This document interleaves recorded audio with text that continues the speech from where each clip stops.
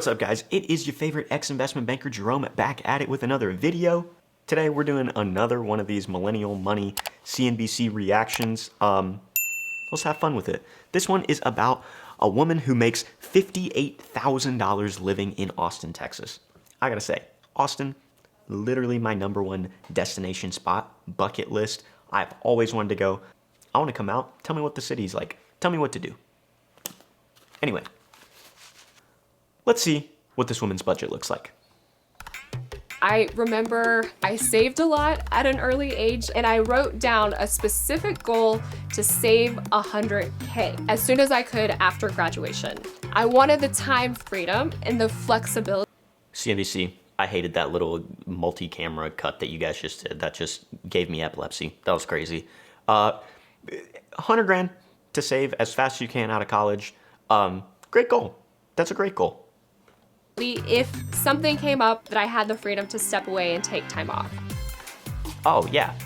Hi, I'm Carly DeFelice. I'm 38. I make $58,000 a year. I live full-time in an RV in Austin, Texas. Whoa, that is not where I thought this was going to go. Honestly, I was going to ask, this is my first question, is $58,000 in Austin seems like not a lot of money. Like, Austin is like, it's like a Chicago. Like, I've heard Austin prices are really expensive now. Was not expecting this lady to say that she lives in an RV. That's crazy. Well, it's not crazy. It's honestly really smart because $58,000, you get to live in a dope-ass city and with a $58,000 salary, and you're probably saving a ton of money so then you can spend it on more fun things to actually like do in the city. Super smart. But I feel like there's like a stigma to it. You guys got to go watch the 9 Degrees podcast, but Maddox said something on there about how he wants to create like a mobile trailer park home situation, but like elevated. This could be the first step. RVs in Austin. RVs for Austin. Honestly, I was thinking about just doing this with mobile homes though, because This is genius. This is genius. Maddox just invented the idea of a trailer park. an elevated trailer park, like an upscale one. Where's like the plumbing and stuff? Like, do you just plug this into like an AC outlet? Jerome, You know what I mean? you asked too many questions. Start with the vision. We'll just have a like a community outhouse. I'm just realizing the video title. So you guys can't see this because you're just watching me watch you, but literally my little pop-out screen is covering the title of the video. And if you look at the title of the video, it literally says, lives in an RV in Austin, Texas. So not a good look for me. Investment bankers, attention to detail or whatever. Anyway.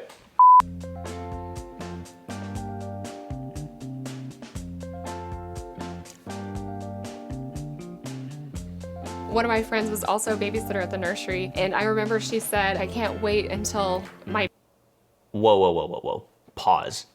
The text said she started working at 12 years old, making $9 an hour as a babysitter. That is not crazy on its own. Then she goes on to say she had a friend that worked at the nursery, so an actual business. I mean, it said she's 38, but can 12-year-olds work?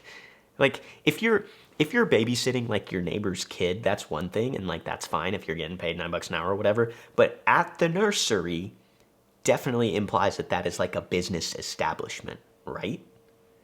I don't think you can be hiring 12-year-olds. I digress.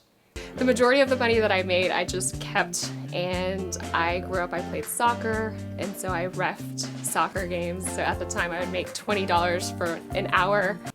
Guys, teenagers, college students that are watching these videos, reffing. Get into reffing. You really don't need to know much about the sport if you're reffing like little kids.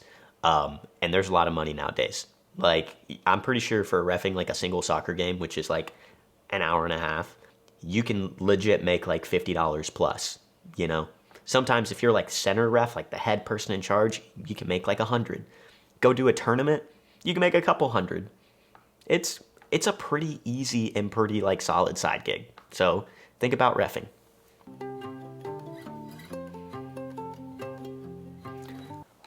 RVs cost $14,000? I mean, I guess they're basically like giant cars. Okay, never mind. I take it back. That made me sound like an idiot.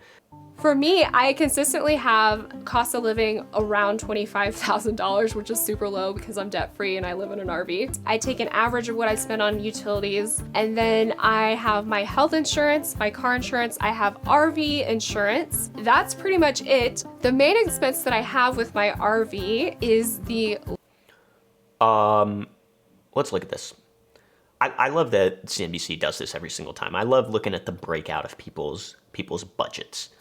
Okay, so housing and utilities, assume that is the rental for the RV. $792 a month. That is not bad. I would assume her RV, what did it say? Like 20 by 8. So what is that? Nah, 20 by 8 seems kind of crazy. I was going to say that's like 1,600 square foot. It's probably not that big. Actually, it is. 20 foot by 8 foot. Am I dumb? What's 20 times 8?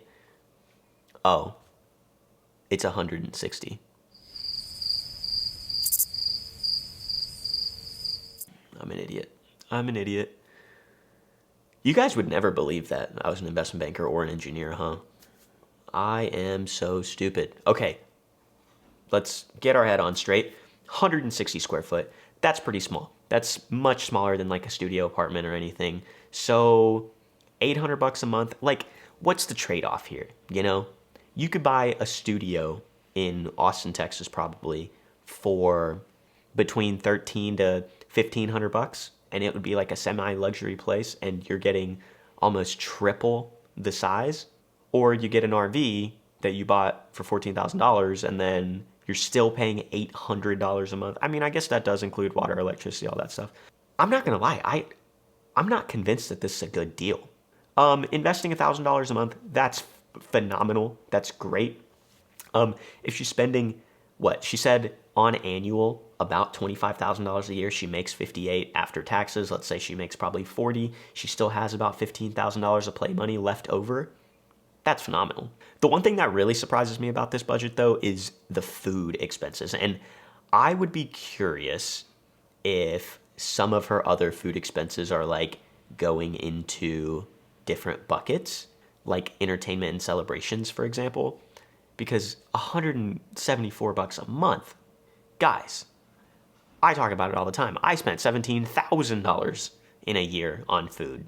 Let's round that up. 200, that comes out to $2,400 in a full year. That seems really, really low. Unless you're just like never going out, never like getting dinner with a friend. It seems really low. And I don't know, this is just like a snapshot in time, like September 2023. Maybe September was just like a low month. The biggest thing is I have an emergency fund, my emergency savings. I have over a year's worth of expenses in the bank for a rainy day. Phenomenal.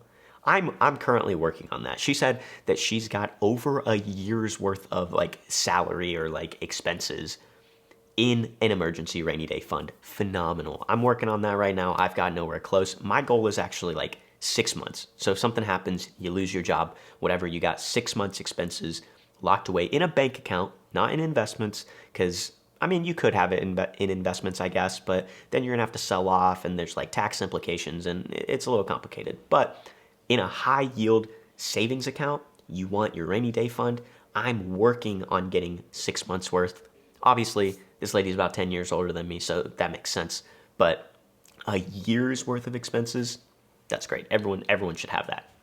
So I call this system weekly cash. So I'd buy my necessities first, so groceries, gas for my car, and then whatever was left would be happy hours and hanging out with friends. It really takes the guesswork out of budgeting. It's just like, oh, I love this too. Honestly, this is like very similar to what I do. I don't take $120 a week, maybe I should, but I essentially, every time I get a paycheck, I will do my savings first. Rent goes out, my savings goes to my savings account, investment goes to my investment account, and then whatever's left over after all of my expenses is my funny money, exactly like she said. And that's what you use to go out with. That's what you use for dinners with friends. That's what you do for literally anything, going to the movies or whatever. It's your play money.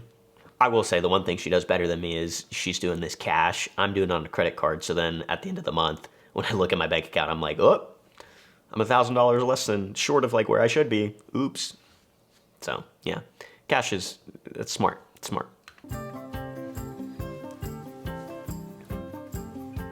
Basically, what you want to do is you want to build assets 25 times your annual living expenses. Then you can safely withdraw 4% and effectively live off of that for the rest of your life. So I reached Coast Fire by 26 with a nest egg of over 100K. What that means is I could... She did it by 26? I mean, I think there's a big caveat here. First off, props to you. Like, that's phenomenal that you reached Coast Fire by whatever. I'm not too familiar with this concept of Coast Fire or whatever. She reached 25 times her annual expenses by age 26. That doesn't even sound right. Because she just said, let's do some math. 25 times, she said she spends $25,000 a year, $625,000. Maybe I misunderstood what she said. But the concept is phenomenal. That being said, I think everyone's on different scales here. Because, like for me, I'm spending way more than $25,000 a year. And I mean, obviously, like I have a certain type of lifestyle. I don't live in an RV, but it's going to take me way, way, way longer to achieve 25 times my expenses than it would for her. And I'm not saying that's a bad thing. I would say in order to be a part of this movement, in order to like execute on this, you have to be realistic about what your expectations are for your lifestyle. If she's getting 25 times her expenses, we just saw that's $625,000. If she withdraws 4% of that a year and you can live off of that forever, I mean 4% of $650,000 is $25,000. That means she's living the rest of her life forever on just $25,000. You also have to consider inflation. Like, how far does that $25,000 go every year? And like, that's not going to be the same. And like, I don't know. It's a good concept, but you have to temper your expectations on what your lifestyle is going to be. Do you want to live a $25,000 a year for the rest of your life lifestyle? I mean, I'm not saying that's bad. She looks like she has a great life. Or do you want to do something a little different? Do you want to be a little more lavish, a little more extravagant as you get older? I graduated in December of 2008 with a finance degree right when the Great Recession hit. I owed about $35,000 in student loans and a car loan. I ended up walking into my finance professor's office hours and kind of being like, what should I do about this whole job thing?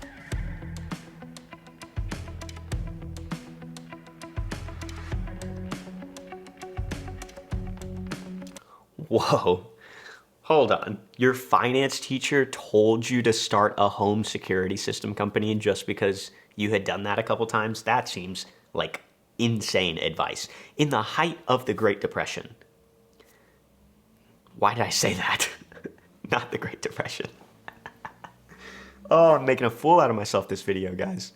No, in the height of the Great Recession. And your finance teacher tells you to start your own company? I don't know. Maybe I'm just very risk averse, but that just seems like bad advice to me. So one day I was on my way to my office, aka Barnes & Noble, because they had free internet, and I passed by this investment firm and it just hit me. I was like, you know what? I have this finance degree. I'm naturally really good with managing money. I want to help educate young adults manage money. And I created Best Money Class. I wish I could teach people how to be good with their money, but I think what I'm realizing is I'm bad with my money, and that's why I can't teach others. Ever. It's a live and virtual personal finance class. I help people do exactly the same thing that I do to pay off debt and to invest. Dang, this is the route, guys. $400 for a virtual class. She's probably got thousands of students. Like, I need to make a class, like a master class. I don't know what I'd do a master class in, but I'm a very extroverted person, and so I was tired of working from coffee shops and by myself. I decided to go and work on my business at a co-working space. I mean, co-working space, like, I think during the pandemic, we all learned, like, being alone is good at times, but it gets really overwhelming really quickly. Co-working space, like, I wish I could do that. I work remotely a lot from home, just by myself, sitting here in front of my computer all day, every day. Then I record videos here. Then I edit my videos here. it gets really boring and like monotonous. Co-working space, that's $230 a month is expensive, but like, I don't know, might be worth it, guys. I have mastered the art of being incredibly social, having an amazing social life, and also being good and saving my money. And I think the way that I've found balance is I realized that Millionaire by 45. She's got 7 years. I don't know that she told us exactly the number that she has, but I think she did say that she had 25 times her spending, so $625,000. She's close. She's close. I would also love to be a millionaire by 45, Carly. I'm about, 10% of the way there. part of financial independence that appealed to me is the time freedom. I wanted to have the freedom to spend my time as I wish. I don't necessarily want to retire. I want to spend my life reaching people and helping people turn things around with money. I completely agree with that. The point of financial freedom is not just to never work again and not have a job. It's to do the things that you like and figure out ways to make money, like YouTube for me. And I've told so many people this. If YouTube were to make a living wage for me, and I had, like she has, $1 million in the bank, I would do this forever. And only this forever. And never do anything else. Because it's fun. And I like interacting with you guys online. I like doing this type of stuff. Carly, congratulations. Living in Austin, Texas, $58,000 a year in an RV. If you guys enjoyed this video, make sure to smash that like button down below. Subscribe to the channel. I'm your favorite ex-investment banker. Oh, before I forget, I just remembered. 9 Degrees Podcast. Coming at you, maybe once a month. Shorts, hopefully every day. But subscribe to the channel. Watch the 9 Degrees Podcast. Come join the Discord, link down below. I'm your favorite ex-investment banker, Jerome. And I'll catch you guys next time. Peace. Wait.